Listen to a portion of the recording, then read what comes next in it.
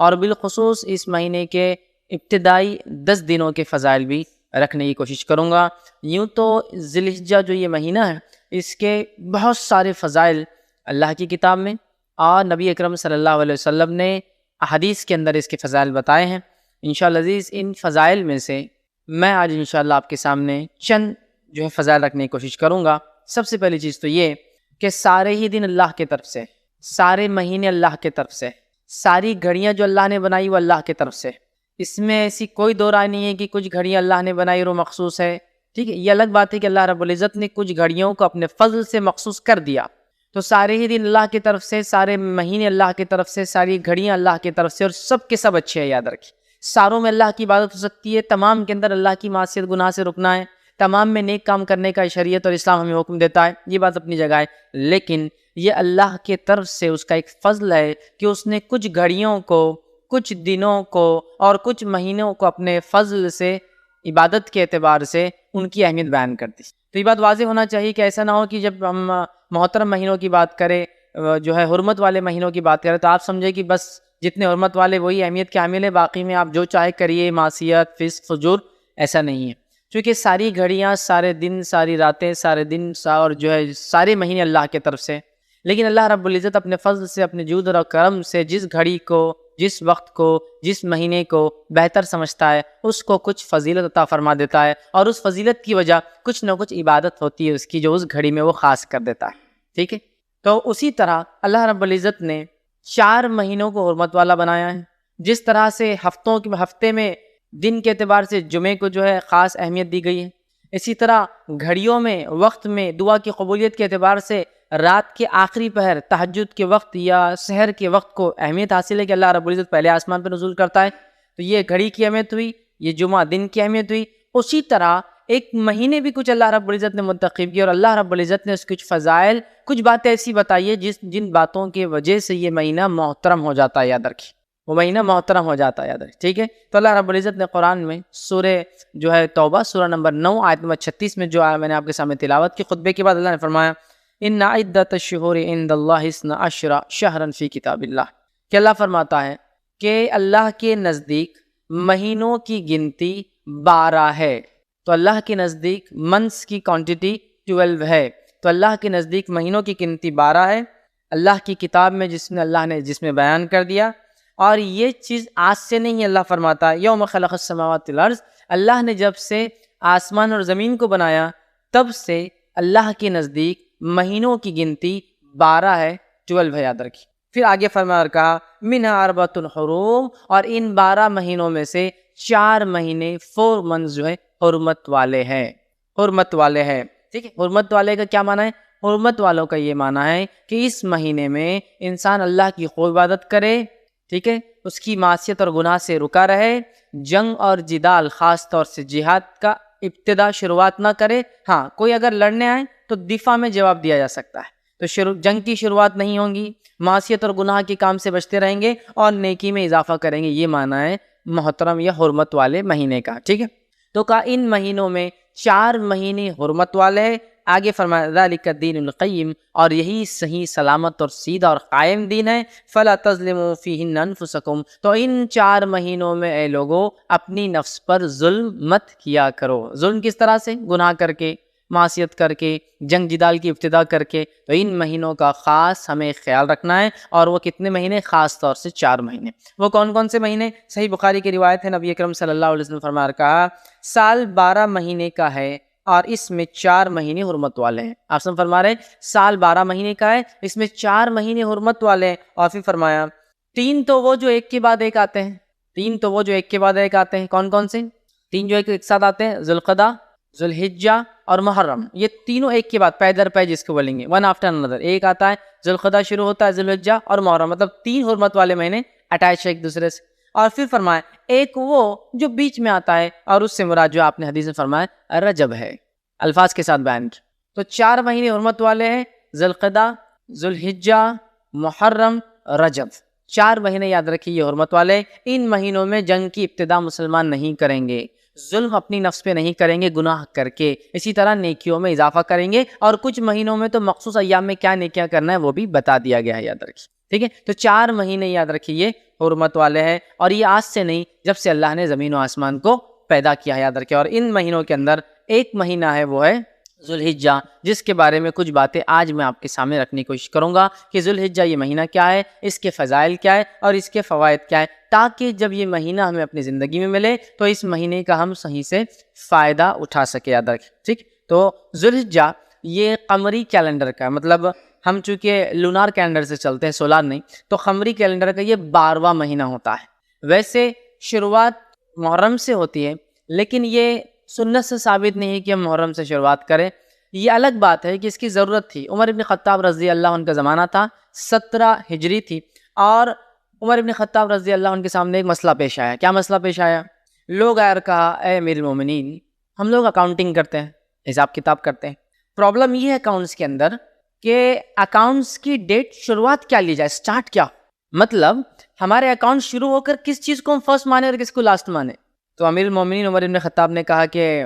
کوئی نہ کوئی تاریخ یا مہینہ تو طے کیا جائے۔ تو آپ نے یہ سوچا، نبی اکرم صلی اللہ علیہ وسلم ذوالحجہ کا مہینہ تھا جب آپ ہجرت کر کے نکلے تھے، لیکن جب آپ مدینہ پہنچے تو وہ محرم کی پہلی تاریخ تھی، تو کیوں نہ محرم کو ہی ہم پہلا مہینہ کاؤنٹ کر لیں، تاکہ اکاؤنٹس میں، آڈٹس میں، حساب و کتاب میں، حکومتی کام کاج میں سہولت ہو کہ سال کہاں سے شروع اور کہاں اینڈ ہو۔ تو عمر بن خطاب رضی اللہ عنہ نے فرمایا کہ محرم کو ہم فرسٹ منتھ کاؤنٹ کر لیتے ہیں، اس کے حساب سے ذوالحجہ 12 ہو جاتا ہے، لیکن یہ سنت سے نہیں ہے، لیکن بہرحال عمر بن خطاب رضی اللہ عنہ نے اس کو محرم کو فرسٹ کیا اور ذوالحجہ کو جو ہے مطلب اس کے حساب سے لاسٹ ہو جاتا ہے۔ تو ذوالحجہ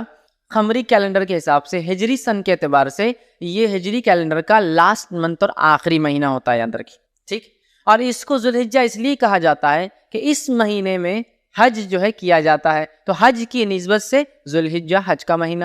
ٹھیک ہے، تو حج کی نسبت سے اس کا نام ذوالحجہ پڑا۔ یہ بات ہم دیکھ چکے ہیں کہ اللہ تعالیٰ اپنے فضل سے، جود سے اور کرم سے کچھ مہینوں کو، کچھ دنوں کو اور کچھ گھڑیوں کو خاص فضیلت دیتا ہے، وہ اس اعتبار سے کہ اس میں کسی خاص عبادت کو حکم دے دیتا ہے۔ جیسے مثال کے طور پر عرفے کا دن سالوں میں، مطلب سال کی گنتی کے اعتبار سے بڑی اہمیت کا مہینہ جو دن ہے، وہ جمعے کا دن جو ہر ہفتے آتا ہے وہ بڑی اہمیت کا حامل ہے۔ اسی طرح جو ہے 10 محرم کا جو دن ہے، ٹھیک ہے، وہ بڑی اہمیت کا، عاشورہ جس کو ہم کہتے ہیں، بڑی اہمیت کا حامل ہے۔ تو اللہ تعالیٰ اپنے فضل سے دیتا ہے، تو اسی طرح 4 مہینوں کو بھی اللہ نے محترم بنایا۔ اب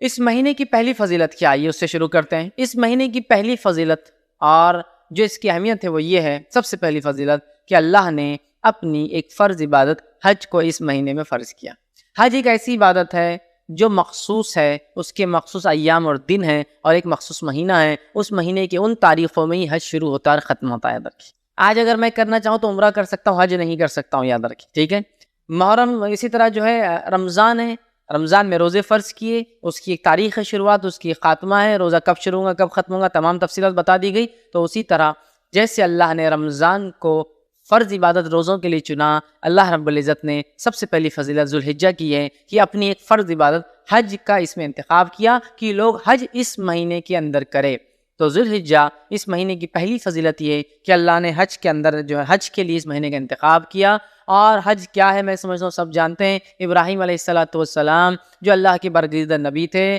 اور ہم جو ہے ایک انبیاء میں بڑا ابو الانبیاء ان کا لقب تھا، ہم نبیوں کے باپ کہلاتے ہیں۔ اللہ رب العزت سے آپ نے دعا کی تھی، اور آپ کے بعد سارے انبیاء آپ ہی کی نسل میں پیدا ہوئے، گو اس کے بعد کی پوری جو ہے یا تو اسحاق علیہ السلام سے، یا پھر آپ کے جو ہے دوسرے بیٹے جو ہے اسماعیل علیہ السلام سے، دونوں سے ہی سارے نبی پھر آخر تک آئے۔ تو اللہ نے ان کو چن لیا تھا، اور انہوں نے ہی اپنے بیٹے اسماعیل علیہ السلام کے ساتھ مل کر کعبے کی تعمیر کی تھی۔ اور جب کعبے کی تعمیر کر چکے تو اللہ نے فرمایا سورہ حج سورہ نمبر 22 آیت 27 میں، اور کہا ہم نے حکم دیا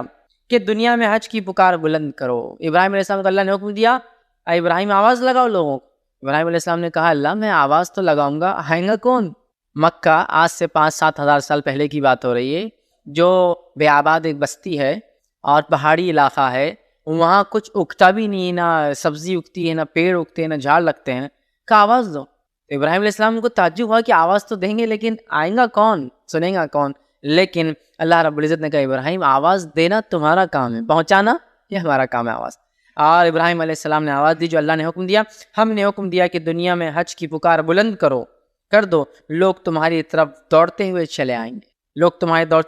گے، ان میں وہ لوگ ہوں گے جو پیدل چل کر آئیں گے، اور وہ بھی ہوں گے جو مختلف قسم کی سواریوں پر اپنے مقام سے نکل کر بیت اللہ کے حج کے لیے آئیں گے۔ ابراہیم علیہ السلام نے آواز دی، اور اسی آواز کا نتیجہ یہ ہے کہ تب سے لے کر آج تک جوق در جوق انسانیت ہزاروں سال سے ذی الحجہ کے مہینے میں ہر سال وہاں پہنچ جاتی ہے ابراہیم علیہ السلام کی آواز پر لبیک کہتے ہوئے، لبیک اللہم لبیک۔ تو ابراہیم علیہ السلام کو اللہ نے حکم دیا تھا آواز دو لوگوں کو، اور لوگ آ رہے ہیں جوق در جوق یہ آواز لگاتے ہوئے کہ اے اللہ، جو ابراہیم کے ذریعے تو نے آواز لگوائی کہ تیرے گھر کا طواف ہو، حج ہو، تو لبیک اللہم لبیک، اے اللہ حاضر ہے، اے اللہ ہم حاضر ہے، ہم پریزنٹ ہیں اس چیز کے لیے، ہم نے اس پکار کا جواب دیا اور ہم یہاں موجود ہے تیرے گھر کے حج کے لیے، طواف کے لیے، سعی کے لیے اور دیگر ارکان کے لیے۔ تو یہ سب سے بڑی فضیلت اس مہینے کی ہے کہ اللہ رب العزت نے اس مہینے کو چنا اور اپنی فرض و حج کے لیے چنا، اور ابراہیم علیہ السلام اور آپ کے خاندان کا کتنا گہرا تعلق حج سے میں سمجھتا ہوں بتانے کی ضرورت نہیں۔ چاہے زمزم کے نکلنے کا معاملہ ہو تو اسماعیل علیہ السلام اس کی وجہ بنے، اسی طرح جو ہے سعی جو صفا مروہ کے بیچ میں ہم جاتے ہیں جو کہ رکن ہے، اس کے بغیر حج نہیں ہوتا، عمرہ نہیں ہوتا، وہ آپ کی جو ہے بیوی ہاجرہ علیہ السلام کی وہ دوڑ تھی جو آپ نے جو ہے اپنے بیٹے کی خاطر، جو کہ اللہ کے حکم کی خاطر ابراہیم علیہ السلام چھوڑ گئے تھے، وہ ہے۔ چاہے پھر وہ حج کے بعد جو ہے قربانی کرنے کا معاملہ ہو، اسماعیل علیہ السلام اور ابراہیم علیہ السلام ہے، تو گویا اس خاندان کو اللہ نے چن لیا، اور جو کام ابراہیم علیہ السلام نے کیا اللہ چاہتا ہے کہ وہی کام ہم بھی کریں، اسی طرح کی قربانیاں، اسی طرح کا عمل۔ تو یہ سب سے پہلی فضل اس مہینے کی ہے کہ اللہ رب العزت نے اپنی ایک فرض عبادت حج کے لیے اس مہینے کا انتخاب کیا، تو ہمیں چاہیے جس کے پاس استطاعت ہو، سفر کرنے کی صحت ہو، تو وہ ضرور حج کرے اس مہینے کے اندر۔ یہ تھی اس مہینے کی پہلی فضیلت۔ اسی طرح جو ہے ذو الحجہ مہینے کی دوسری جو اہم فضیلت ہے وہ یہ ہے کہ اللہ رب العزت نے اس مہینے کو حرمت والا مہینہ بنایا ہے۔ حرمت والا مہینہ کیا معنی ہے میں تفصیلات رکھ چکا ہوں۔ حرمت کا معنی یہ ہے کہ اس مہینے میں جنگ اور جدال، لڑائی نہیں کی جائیں گی، ٹھیک ہے؟ ہاں کوئی لڑنے آئے تو دفاع، جوابی کارروائی کی جا سکتی ہے، لیکن سٹارٹ کرنا، جواب دینا یا شروعات کرنا منع ہے۔ اس مہینے میں معصیت اور گناہ اور کبائر سے بچنا چاہیے، اور زیادہ سے زیادہ نیکیوں میں اضافہ کرنا چاہیے۔ یہ معنی ہے حرمت والا۔ حرمت کا مطلب محترم،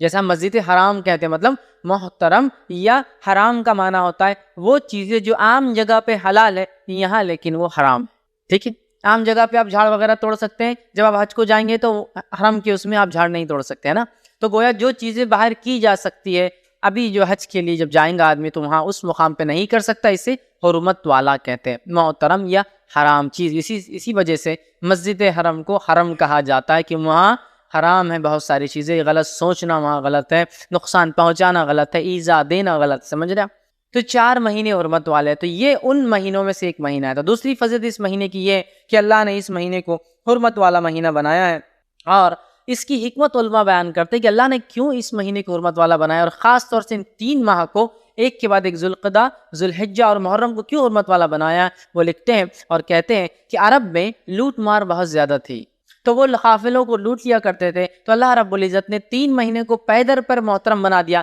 جس کی وجہ سے حج کو جانے کا جو قافلہ ارادہ کرے تو حج کا مہینہ بیچ میں آتا ہے، ذوالقعدہ محترم، تو آدمی سفر کو نکل گیا، قبائل اپنے اپنے علاقوں سے نکلے، اور عربوں کے پاس اس کا بہت احترام تھا۔ نبی اکرم صلی اللہ علیہ وسلم کے زمانے میں بھی عرب حالانکہ جاہل تھے، بت پرست تھے، لیکن ان 4 مہینوں میں لوٹ مار نہیں کیا کرتے۔ یہ الگ بات ہے کہ لوٹ مار کرنے کی ٹیکنیکس نکال لی تھی انہوں نے، کرتے یہ تھے کہ ہر سال میں کچھ سال اعلان کر دیتے کہ یہ بار محرم کا مہینہ بعد میں آئیں گا۔ 3 مہینے ان سے، چونکہ ان کا بزنس یا ٹریڈنگ کچھ بھی نہیں تھی، تو انہوں نے یہ طریقہ نکالا تھا لوٹ مار۔ تو یہ کرتے تھے کہ اب محرم کو سرکا دیتے تھے، بولتے تھے ابھی 2 مہینے ایک ساتھ محترم، لیکن اللہ نے 3 کیوں رکھے تھے، اس کی حکمت علماء لکھتے ہیں کہ تاکہ قافلے حج کے لیے نکلے مہینہ بھر پہلے، آرام سے حج ذوالحجہ میں پہنچے، حج کرے، اور آرام سے محرم کے مہینے میں اپنے اپنے گھر پہنچ جائے۔ اور رجب کو کیوں کیا اللہ نے پھر محترم بیچ میں، اس کی حکمت بھی علماء لکھتے ہیں تاکہ اگر عمرے کے لیے اگر کسی کو نکلنا ہو تو اللہ نے اس 1 مہینے کو بھی محترم کر دیا، تاکہ لوگ آئے عمرہ کر کے اپنے اپنے گھر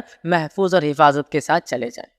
یہ حکمت علماء لکھتے ہیں، کوئی ضروری نہیں کہ یہی ہو، لیکن یہ بھی کئی حکمتوں میں سے اللہ کی ایک حکمت ہو سکتی ہے کہ حج کو چاہ کے لوگ آئے، امن و امان کے ساتھ آئے۔ 3 مہینے کو ایک ساتھ حرمت والا کر دیا، اور ایک بیچ میں تاکہ لوگ عمرے کے لیے آسانی سے آ سکیں۔ تو حرمت والا مہینہ یاد رکھیے، اور یہ اس کی بہت بڑی جو ہے اہمیت ہے، اس کو ہم نے سمجھنا چاہیے۔ اور اللہ رب العزت نے قرآن میں بیان کیا اور اس مہینے کے تعلق سے اور حج کے تعلق سے بالخصوص، اور سورہ بقرہ سورہ نمبر 2 آیت نمبر 197 میں اور فرمایا اور کہا الحج شہر معلومات، اللہ فرماتا ہے اور کہتا ہے حج کے مہینے معلوم ہے اور معروف ہے، تم سب کو پتہ ہے۔ پھر فرمایا فمن فرض فیہن الحج فلا رفث ولا فسوق ولا جدال فی الحج، تو جو تم میں سے حج کا ارادہ کرے، حج کو جائے، اپنا فریضے کو پورا کرے، وہ ہر قسم کی بے حیائی سے رکا رہے،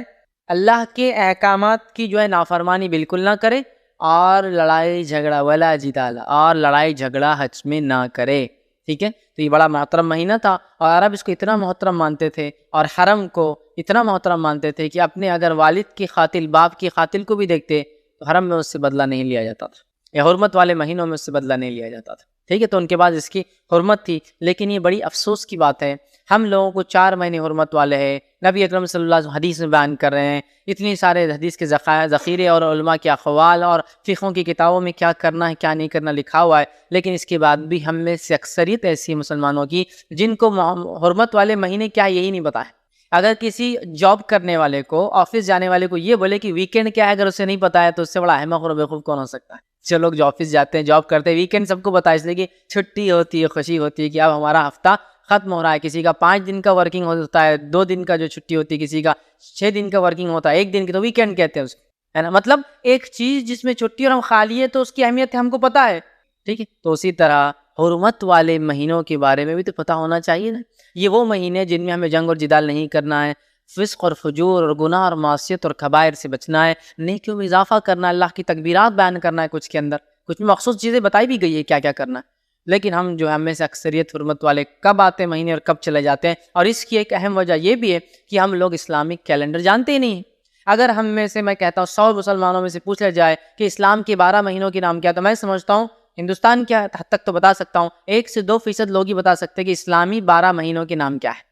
1 سے 2% لوگ، مطلب 100 میں سے 2 لوگ بتا پائیں گے، باقی کو وہ سب پورے پتہ نہیں گڑبڑ، اردو مکس اس میں، اور پتہ نہیں فارسی نام اس میں مکس، اور پتہ نہیں کیا کیا، اگر تھوڑے بہت یاد بھی ہے تو پتہ نہیں وہ عجیب و غریب انداز، مطلب وہ نام نہیں ہے جو اسلامی نام ہے یا جو اسلامی کیلنڈر میں یوز ہوتے ہیں، ٹھیک ہے۔ تو ہمیں چاہیے اس جو قمری کیلنڈر ہوتا ہے، جو چاند سے چلتا ہے، جو اسلامک کیلنڈر ہے، ہجری کیلنڈر جس کو کہتے ہیں، کم از کم ان 12 مہینوں کے نام ضرور یاد کرے، تاکہ یہ حرمت والے مہینے گزرے تو یاد آئے ارے یہ حرمت والا ہے، ایٹ لیسٹ کلک تو ہوتا ہے نا کہیں نہ، ارے محرم، ارے محرم آیا مطلب حرمت والا آ گیا، ارے ذوالحجہ آ گیا، ارے حرمت والا آ گیا، ارے ذوالقعدہ آ گیا، ارے جو حرمت والا آ گیا، ارے رجب آ گیا وہ حرمت، تو ایٹ لیسٹ نام یاد ہوں گے تو ریپیٹ ہوں گا، تو نام ہی نہیں پتا تو اب وہ حرمت والے اور غیر حرمت والے کب کیا اس میں مطلب اصطلاح فرق کیسے کریں گے بتائیے؟ شناختی نہیں ہوگی کوئی چیز کی تو آپ اوائڈ کیسے کریں گے، یا پھر اس میں کیا کرنا ہے کیسے معلوم کریں گے؟ تو ضرور آپ خود اور اپنے بچوں کو ضرور اسلامی کیلنڈر کے 12 مہینے کون سے یاد کریں، بہت آسان ہے، 5 منٹ بیٹھنا پڑے گا لے کر،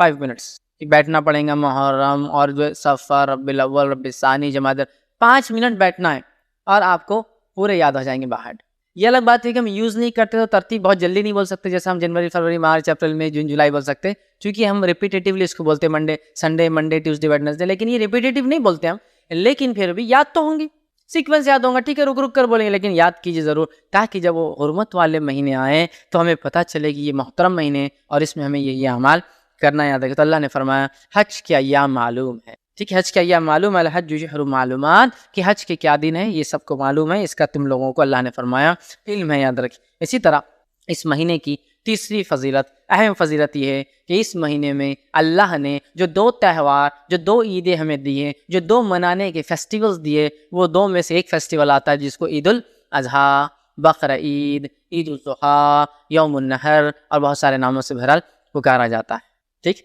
تو یہ دوسرا تہوار ہمیں دیا گیا، ٹھیک۔ تو یہ مہینہ بڑی اہمیت کے اندر حامل ہے۔ ایک عید الفطر ہے جو 9ویں مہینے میں رمضان میں آتی ہے، اور ایک عید الاضحیٰ ہے جو 12ویں مہینے میں اس کی 10 تاریخ کو آتی ہے، ٹھیک ہے۔ تو ہمیں چاہیے کہ اس مہینے کا احترام کرے، اس لیے کہ اللہ نے اس کی فضیلت یہ ہے کہ اس میں ایک عید کو مقرر کر دیا، اور جو ہے ہم تمام لوگ جانتے ہیں، انس بن مالک رضی اللہ عنہ کی روایت ہے، وہ فرماتے اور کہتے ہیں، یہ سنن ابو داؤد کی روایت ہے، وہ کہتے ہیں جب نبی اکرم صلی اللہ علیہ وسلم مدینہ آئے تو مدینہ میں مدینے کے لوگ 2 دن تہوار مناتے، کیا کرتے تھے؟ کھیلتے تھے، کودتے تھے، ملاقاتیں کرتے تھے، کھلاتے اور پلاتے تھے۔ جب آپ صلی اللہ علیہ وسلم نے کہا کہ مدینے میں 2 دن کیا کرتے ہیں یہ لوگ مدینے کے، تو انس بن مالک رضی اللہ عنہ فرماتے ہیں کہ لوگوں نے کہا اللہ کے رسول یہ وہ 2 دن ہیں جس میں لوگ کھاتے اور پیتے ہیں، کھیلتے اور کودتے ہیں، مطلب انجوائے کرتے ہیں، فیسٹیول مناتے ہیں، خوشیاں مناتے ہیں، سیلیبریٹ کرتے ہیں، مناتے ہیں۔ تو آپ نے کہا اور فرمایا حدیث کے الفاظ ہے اللہ تعالیٰ نے تمہیں اس سے بہتر 2 دن عطا فرمائے ہیں، اللہ تعالیٰ نے مسلمانوں کو اس سے بہتر 2 دن عطا فرمائے، اور پھر فرما رکھا عید الفطر اور عید الاضحیٰ، 2 دن تمہیں ان سے بہتر دیے گئے ہیں جو مدینہ میں لوگ منا رہے تھے۔ تو گویا عید الفطر اور عید الاضحیٰ 2 فیسٹیول ہے، 2 سیلیبریشنز ہے، 2 ایسے دن ہیں جس کو منانا ہے، تہوار جس کو بولیں گے ہندی زبان منانا ہے۔ لیکن آج ہمارا کیا حال ہے؟ ڈپلیکیٹ تہوار اتنے آ گئے کہ اوریجنل جب آتا ہے سیلیبریشن کا دن تو ہم بور ہوتے ہیں، ہے نا؟ عید الفطر آ گئی تو اکثر کا تو یہ حال ہے کہ رات بھر جا کے دن بھر سوتے پڑے ہوئے۔ سیلیبریشن ہے، تہوار ہے، تہوار کہتے ہیں منانے کے دن کو۔ مدینے میں کیا کر رہے تھے صحابہ اسلام سے پہلے؟ 2 دن کھاتے تھے، پیتے تھے اور کھیلتے اور کودتے تھے اور تہوار مناتے تھے، مطلب وہ 2 دن انجوائمنٹ کے تھے، فل وہ لوگ ایک دوسرے کو انٹرٹین کرتے اور کھاتے اور پیتے تھے۔ آپ نے فرمایا تمہیں اللہ نے اس سے اچھے 2 دن دیے ہیں، اور وہ کیا ہے ریپلیسمنٹ وہ 2 دنوں کا؟ تمہیں عید الفطر اور عید الاضحیٰ دی گئی ہے۔ اب عید الفطر تو سونے میں چلے گی، اور عید الاضحیٰ کو تو اکثر ہمارے نوجوان اتنا بور ہوتے ہیں، ارے یار صبح اٹھو جانور کاٹو وہ گندگی اور فلاں، اور کائے کو پتہ نہیں یار یہ نہیں آیا تو اچھا دن، بہت بور ہو جاتے آج کے، مطلب گویا جو منانا تھا وہ ہم نہیں منا رہے۔ یہ کیوں ہوتا ہے معلوم آپ کو؟ جب ڈپلیکیٹ چیزیں زیادہ ہو جاتی تو اوریجنل کی اہمیت ختم ہو جاتی۔ کتنے تہوار ہم نے منتھلی اور مطلب ویکلی ایجاد کر لی، دیکھ لیجیے، جس کا نتیجہ یہ ہوا حقیقی تہوار آنا تو گل۔ شب قدر وہ رات ہے جس کو جاگنا ہے، اور اللہ کے رسول صلی اللہ علیہ وسلم اور آپ کی ازواج کو آپ پورے 10 راتیں جگاتے، یہ ہے شب قدر، کرنا ہے، جاگنا ہے۔ آپ سے ثابت ہے کہ آپ انس بن مالک رضی اللہ عنہ کو بھیجتے، چونکہ آپ تو اعتکاف میں ہوتے، جاؤ میرے بیویوں کے گھر جاؤ، دستک دو اور سب کو اٹھو آج قدر ہو سکتی، منانا ہے۔ اب ہم نے کیا کر لیا؟ 15 شعبان کو منا لیا، شب برات 120 سال کا ثواب پا لیا، حالانکہ موضوع روایت ہے، اور اس کے بعد اس سے پہلے منا لیا، کیا منا لیا؟ شب معراج، جس کا تو نہ سر ہے نہ پیر ہے اس کی بیچارے کی، نہ اس کا کوئی ثبوت ہے، اور دونوں منا لیا۔ اب قدر کی ضرورت ہی کیا رہی؟ اس لیے کہ 120 سال کا ثواب تھا، 15 شعبان کو اٹھا لیا ہمارے جو مسلمان بھائی نے، اب اس کو کیا ضرورت ہے شب قدر کی، جس کے بارے میں اللہ کے رسول صلی اللہ علیہ وسلم کی حدیث، جس کے بارے میں اللہ نے اپنے کلام میں 97 نمبر کا 97 نمبر کا پورا سورہ اتار دیا، ان انزلناہ فی لیلۃ القدر وما ادراک ما لیلۃ القدر لیلۃ القدر خیر من الف شہر، 1000 مہینوں سے افضل کا ہے اس رات کو، لیکن ہم اس کو انجوائے نہیں کر رہے، اس کو منا نہیں رہے جیسا منانے کا حق عبادتیں کر کے۔ کیوں؟ ڈپلیکیٹ نے اصل کو ختم کر دیا۔ تو اسی طرح ڈپلیکیٹ تہوار ہم نے اتنے ایجاد کر لیے کہ حقیقی تہوار، حقیقی سیلیبریشن، حقیقی عید ہم بھول گئے، چونکہ ڈپلیکیٹ عیدیں، ڈپلیکیٹ تہوار، ڈپلیکیٹ انجوائمنٹس اتنے ایجاد کر لیے اسی کو انتہا نہیں، اور اس کے علاوہ سوڈو انجوائمنٹس، جھوٹے انجوائمنٹس جس کے اندر صرف اپنی نفس کا فائدہ ہوتا ہے۔ یہ حقیقی انجوائمنٹ ہے کیا؟ عیدین حقیقی انجوائمنٹ ہے، دونوں میں کچھ نہ کچھ دینا ہے انسانیت کے لیے۔ عید الفطر میں آپ فطرہ نکال رہے ہیں، عید الاضحیٰ میں آپ گوشت تقسیم کریں، انسانیت تو کچھ دے رہے ہیں، جبکہ باقی جتنے انجوائمنٹس میرے اور آپ کے سب صرف ایک پرٹیکولر گروپ کو فائدہ دیتے ہیں، ہم سب دوست مل کے کھا رہے ہیں۔ اگر آپ فقیر آ گئے تو ہکا لو یار اس کو، ہاں کھڑا ہو گیا، اس کے دیکھنے کی وجہ سے نظر لگ جائیں گے، دیا نہیں جا رہا اس کو، ایک لمیٹڈ گروپ میں ہے۔ لیکن یہ 2 تہوار ایسے ہیں جس میں ساری امت فائدہ اٹھاتی ہے، اور بلکہ امت سے بڑھ کر انسانیت بھی فائدہ اٹھاتی ہے، سمجھ رہے آپ؟ تو بہرحال آپ صلی اللہ علیہ وسلم فرمائیے ہے، اور ان 2 عیدوں کے علاوہ اسلام میں کوئی جشن، کوئی عید، کوئی تہوار، کوئی منانے کا ڈے نہیں ہے۔ اس بات کو آپ بالکل گرہ باندھ کے رکھ لیں اپنے ساتھ۔ ہوتا تھا نا پہلے، لوگ یاد رکھنے کے لیے چیزیں دوپٹے پہ عورتیں جو ہے گرہ لگا دیتی تھی، یا لوگ دستیوں پہ لگا دیتے تاکہ یاد رہے کہ کچھ تو بھی کام کرنا ہے۔ گرہ لگا لیجیے کہ کوئی اور تہوار اور عید نہیں ہے ہمارے لیے، ٹھیک ہے؟ آئیے اس سے آگے بڑھتے ہیں۔ یہ وہ مہینہ ہے، اس کی فضیلت ہے جس میں ہمارا دین مکمل ہوا، اللہ نے اس کا اعلان کیا۔ یہ وہ مہینہ ہے، نبی اکرم صلی اللہ علیہ وسلم پہ سورہ مائدہ کی آیت نمبر 3 کا ایک ٹکڑا اسی مہینے نازل ہوا، جب آپ نے حجۃ الوداع میں خطبہ دیا صحابہ کو، اور عرفے کا دن تھا، اور اس کے بعد اللہ کے رسول صلی اللہ علیہ وسلم، اللہ حل بلغت، کیا میں نے تم تک پیغام پہنچا دیا؟ کیا میں نے تم تک اسلام پہنچا دیا؟ صحابہ نے مل کر کہا، قالوا بلا نعم یا رسول اللہ، اے اللہ کے رسول صلی اللہ علیہ وسلم، ہاں آپ نے اس پیغام کو پہنچا دیا۔ نبی اکرم صلی اللہ علیہ وسلم حدیث میں آتا ہے، اللہم اشہد، اپنی جو ہے شہادت انگلی آسمان کی طرف کر کے قصیدہ دے، اللہم اشہد، اللہم اشہد، اللہم اشہد، اللہ تو گواہ رہنا میں نے پہنچا دیا، اللہ تو گواہ رہنا میں نے پہنچا دیا، اللہ تو گواہ رہنا میں نے پہنچا دیا۔ تو یہ دین مکمل ہوا، اور اللہ رب العزت نے پھر یہ آیت نازل کی اٹیسٹ کرنے کے لیے کہ ہاں یہ دین مکمل ہوا، الیوم اکملت لکم دینکم واتممت علیکم نعمتی ورضیت لکم الاسلام دینا، آج میں نے تمہارے لیے اپنا دین مکمل کر دیا۔ الیوم اکملت لکم دینکم واتممت علیکم نعمتی، اور میری نعمت اسلام کی شکل میں تم پر پوری کر دی، ورضیت لکم الاسلام دینا، اور جو میرے پاس یہ چیز لے کے آئیں گے جس کو اسلام کہتے ہیں، میں اس سے روز قیامت راضی ہو جاؤں گا۔ تو اٹیسٹ کر دیا اللہ نے اس مہینے میں کہ ہمارا دین مکمل ہو گیا، اور نبی اکرم صلی اللہ علیہ وسلم اس کے بعد وفات کر گئے۔ یہ آیت نازل ہوئی اور اس کے بعد آپ صلی اللہ علیہ وسلم کی رب 12 ربیع الاول کو اس کے چند ماہ بعد آپ کا انتقال ہو گیا، تو دین مکمل ہو گیا یاد رکھیے۔ اور اس تعلق سے ایک روایت آتی ہے، روایت کے الفاظ اس طرح سے، صحیح بخاری کی روایت ہے، ایک یہودی جو ہے عمر ابن خطاب رضی اللہ عنہ کے پاس آیا اور کہا امیر المومنین، اگر جو ہے مطلب یہ آسن کی بات ہے، اگر اللہ رب العزت وہ آیت جو آپ کی کتاب میں ہے اگر ہم پر اتارتا تو ہم یہودی اس دن عید مناتے۔